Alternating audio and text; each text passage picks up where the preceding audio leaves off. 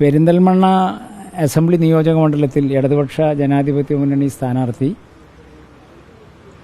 വളരെ ചെറിയ വോട്ടിനാണ് പരാജയപ്പെട്ടത്. 32 വോട്ടാണ് ലീഗ് സ്ഥാനാർത്ഥിക്ക് ലീഡുണ്ടായിരുന്നു.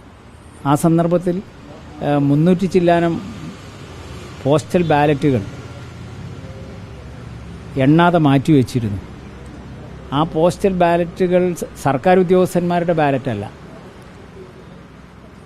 അന്ന് കോവിഡ് കാലത്ത്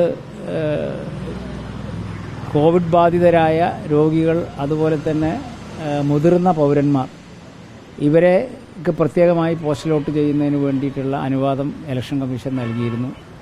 സർക്കാർ ഉദ്യോഗസ്ഥന്മാർ വീട്ടിൽ പോയി വോട്ട് ചെയ്യിക്കുക എന്ന രീതിയാണ് സ്വീകരിച്ചിരുന്നത്. പക്ഷേ ഇങ്ങനെ വീട്ടിൽ പോയി വോട്ട് ചെയ്ത ഉദ്യോഗസ്ഥന്മാരുടെ ആ വോട്ടിങ്ങിൽ ഉദ്യോഗസ്ഥന്മാരുടെ ഭാഗത്ത് വന്ന വീഴ്ചയാണ്. ഉദ്യോഗസ്ഥന്മാർ കവറിന്മേൽ ഒപ്പിടുന്നതിന് വിട്ടുപോയി. വോട്ടറോ അല്ലെങ്കിൽ സ്ഥാനാർത്ഥിയോ അവരുടെ ഭാഗത്തുണ്ടായ വീഴ്ചയുടെ ഭാഗമായിട്ടല്ല ഈ വോട്ട് എണ്ണാതെ മാറ്റിവെക്കപ്പെട്ടത്. ഉദ്യോഗസ്ഥന്മാരുടെ ഭാഗത്തുള്ള വീഴ്ചയുടെ ഭാഗമായിട്ടാണ്. സ്വാഭാവികമായും സാമാന്യനീതി അനുസരിച്ച് തന്നെ ആ വോട്ട് എണ്ണാൻ കോടതി തീരുമാനമെടുക്കേണ്ടതായിരുന്നു. ഈ വോട്ട് എണ്ണുന്ന സന്ദർഭത്തിൽ അന്ന് ഇലക്ഷൻ ഏജന്റുമാർക്ക് നൽകിയിട്ടുള്ള ഉറപ്പ്, അന്നത്തെ പെരിന്തൽമണ്ണ സബ് കളക്ടർ അവരായിരുന്നു റിട്ടേണിംഗ് ഓഫീസർ, 300-ന് താഴെ ഡിഫറൻസാണ്, മാർജിനാണ് രണ്ട് സ്ഥാനാർത്ഥികൾക്കും ലഭിക്കുന്നതെങ്കിൽ ഈ വോട്ട് എണ്ണാം.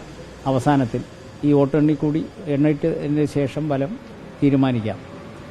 എന്നാൽ അന്നത്തെ ഇലക്ഷൻ ഒബ്സർവർ ഇടപെട്ടുകൊണ്ട് റിട്ടേണിംഗ് ഓഫീസറുടെ തീരുമാനത്തെ റദ്ദാക്കുകയാണ് ഉണ്ടായത്. റിട്ടേണിംഗ് ഓഫീസർ എണ്ണാം എന്ന് ഉറപ്പ് കൊടുത്തതായിരുന്നു. അപ്പോൾ പ്രാഥമികമായി ന്യായമുണ്ട് എന്നുള്ളത് കൊണ്ടാണല്ലോ റിട്ടേണിംഗ് ഓഫീസർ വോട്ടെണ്ണാൻ വേണ്ടി തയ്യാറായത്.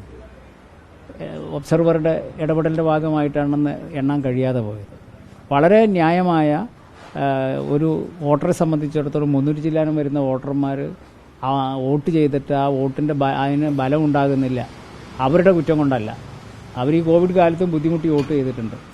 ഇത് വോട്ട് ചെയ്യിക്കാൻ കൊണ്ടുപോയ ഉദ്യോഗസ്ഥൻ ഒപ്പിടേണ്ട സ്ഥാനത്ത് ബാലറ്റ് പേപ്പർമേൽ ഒപ്പിട്ടിട്ടില്ല എന്നുള്ള സാങ്കേതികമാണ്. ഈ സാങ്കേതിക കാരണത്താൽ ഒരു ജനാധിപത്യ അവകാശം, ഒരു പൗരൻ്റെ ജനാധിപത്യ അവകാശം നിഷേധിക്കപ്പെടുകയാണ്. ആ വോട്ട് ചെയ്തത് ചിലപ്പോൾ മുസ്തഫയ്ക്കാവാം, ചിലപ്പോൾ നജീബിനാവാം. ആർക്കാണ് വോട്ട് ചെയ്തത് എന്നുള്ളത് ആ ബാലറ്റ് പൊട്ടിക്കുമ്പോഴേ അറിയുള്ളൂ. പക്ഷെ അത് വളരെ ന്യായമായ ഒരു പൗരൻ്റെ ജനാധിപത്യ അവകാശമാണ് നിർഭാഗ്യകരമായി കോടതിയുടെ ഈ വിധിയിലൂടെ ഇല്ലാതായിട്ടുള്ളത്. അതുകൊണ്ട് ഇത് സംബന്ധിച്ച് നിയമവിദഗ്ധന്മാരുമായിട്ടും പാർട്ടി നേതൃത്വമായിട്ടും അതുപോലെ സ്ഥാനാർത്ഥിയൊക്കെ ആയിട്ട് ആലോചിച്ച് ഉചിതമായ തുടർ നടപടികൾ സ്വീകരിക്കും. ഈ വാദങ്ങളുമായി സുപ്രീം കോടതിയിൽ പോകാനുള്ള ഒരു ആലോചനയാണ് ഉള്ളത്. അല്ല, അത് ഇപ്പം നമ്മുടെ പാർട്ടിയെപ്പോലൊരു പാർട്ടി ഇത്തരം കാര്യങ്ങൾ പാർട്ടി സംസ്ഥാന കേന്ദ്രവുമായിട്ടൊക്കെ ചർച്ച ചെയ്തിട്ടും, പ്രത്യേകിച്ച് സ്വതന്ത്ര സ്ഥാനാർത്ഥിയാണ്, അദ്ദേഹവുമായിട്ടും അദ്ദേഹത്തിൻ്റെ നിലപാട് കൂടി അറിഞ്ഞുമല്ലേ നമുക്ക് നിലപാട് സ്വീകരിക്കാൻ പറ്റുമോ. പാർട്ടി സ്ഥാനാർത്ഥിയാണെങ്കിൽ നമുക്കിവിടെ ആലോചിച്ച് ഇപ്പം തന്നെ തീരുമാനം പറയാം.